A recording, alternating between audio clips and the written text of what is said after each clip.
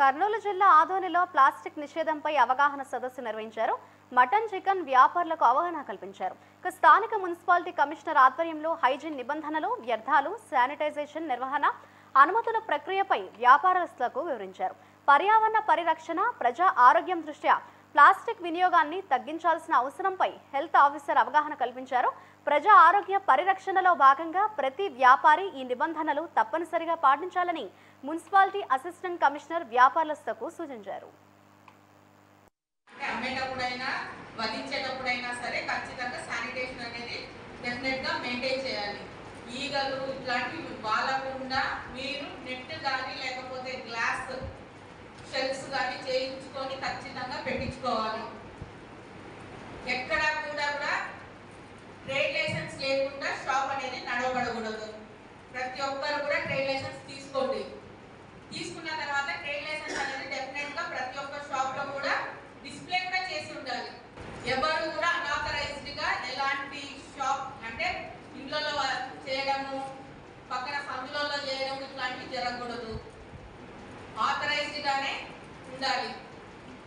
ఇంట్లో పోసి చుట్టుపక్కల వాళ్ళకి అమ్మడము, మీ నలుగురు ఒకరు మాట్లాడుకొని అక్కడే వీధుల్లో కట్ చేసి వీధుల్లో కాలువలలో ఏ ఏరియా కాలువలలో మ్యాక్సిమం ఊరంతా కూడా మన శానిటేషన్ వర్కర్స్ ఉంటారు, మేస్త్రీలు ఉంటారు, శానిటేషన్ సెక్రటరీలు అందరూ తిరుగుతుంటారు. ఏ ఏరియాలో కాలువలో ఎక్కడైనా సరే మాకు వేస్టేజ్ కానీ లేకపోతే బ్లడ్ కానీ కనిపించినా ఆ ఏరియాలో ఎవరైతే వర్క్ చేస్తుంటారో ఖచ్చితంగా తెలుస్తుంది.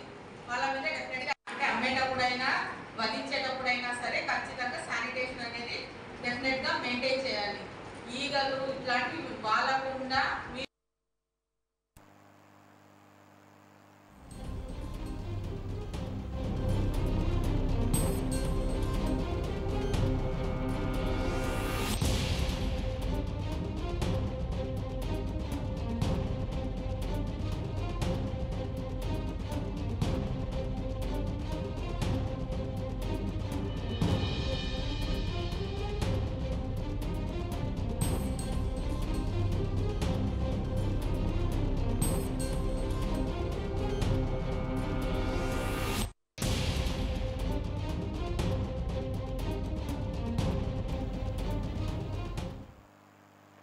కర్నూలు జిల్లా ఆదోనిలో ప్లాస్టిక్ నిషేధంపై అవగాహన సదస్సు నిర్వహించారు.